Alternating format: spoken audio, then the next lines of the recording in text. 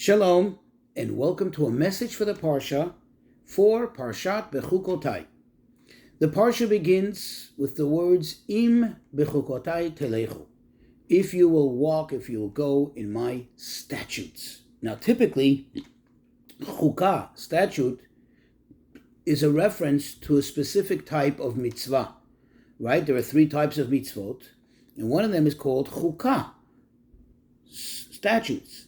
However, here, Rashi points out that this does not mean that you will observe a specific type of mitzvah.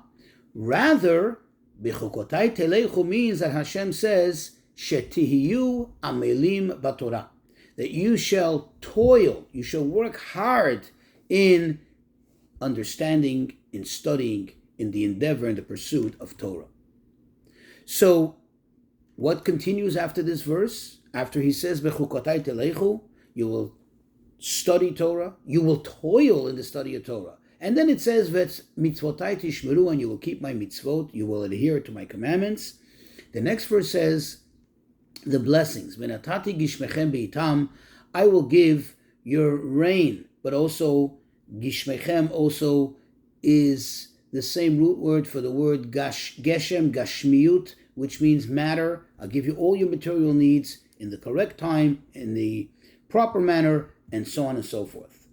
So here is my question. The question really is, if you're marketing, for example, in today's day and age, an app, a program, a computer program, what is your main objective?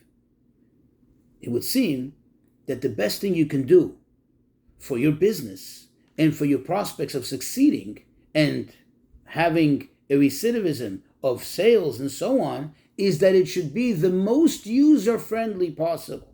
In other words, that it should be so easy to use, so pleasant the experience that not only will your customers come back, but they'll attract other customers. They'll spread it amongst them friends, which is the best advertisement. But if you open for example, a Talmud, immediately you notice how challenging it is, how much you have to toil in order to study, how much you have to work on understanding it. It's not that easy always. It's not that simple to come by to really understand, to thoroughly appreciate the meaning of any particular text in the Talmud. And the truth is the same as even for the Torah. You read a verse, you think you understand it, and then you start to read the commentary, and you're like, whoa, you didn't even begin to understand it. In other words, there's so much effort that needs to be applied, so much involvement that needs to happen in order for one to truly comprehend Torah. And then there's no end. You can continue on a deeper level, always peeling away another level of the onion, another layer of the onion, so to speak. And there's always so much more to work on, so much more to toil. Why did Hashem do that? In other words, why did Hashem make it so that this is the manner in which to truly appreciate Torah, to truly understand Torah? And why is this so special that Hashem says, if you do this, then I give you all the promises? And the answer lies in the word Bechukotai. You see, because the real question is, why does Hashem refer to the study of Torah with a term which typically means a statute? And that really is what prompted Rashi to tell us, no, that's not what it means here. Why didn't he just say, Im betorati telechu, if you go in my Torah, or something like that, or if you study my Torah? Why did he use this term of bechukotai? The answer is because the word chukah also comes from the word chakikah, which means to engrave, to become one. We know that there are two types of letters. You have letters like in a Torah scroll, which are holy, and they are holy because they are connected to the parchment. The ink and the parchment, however, are two separate entities, which come together, and as long as they are together, it is kosher, it is good.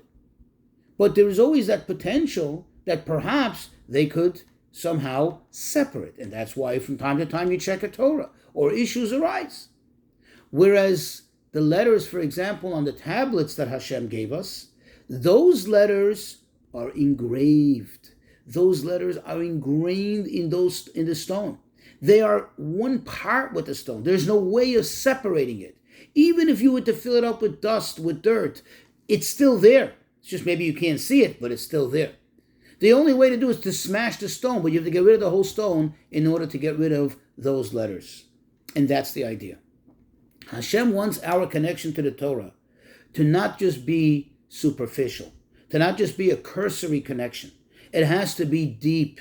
And in order for it to be deep, we need to work on it. When you toil on understanding something, when you apply yourself to it and you really work hard, A, you connect to it, you worked on it, you own it, and B, most importantly, that's when you truly appreciate it, because now it became yours, and now it's engraved, it's ingrained in your brain, in your whole being, in your mind, in your heart, because you didn't just superficially read an article and pick up some information, which perhaps you can even forget a few moments later, but you worked on it. It's like you needed the dough. It's almost like you made it happen. It didn't just happen by itself. And that becomes yours. And that's the connection Hashem wants us to have with him and him to have with us. That is the relationship he desires. And that's why he says, if you do this, then I will provide for you all your needs, because I will be grateful, so to speak, for this special connection that we will have.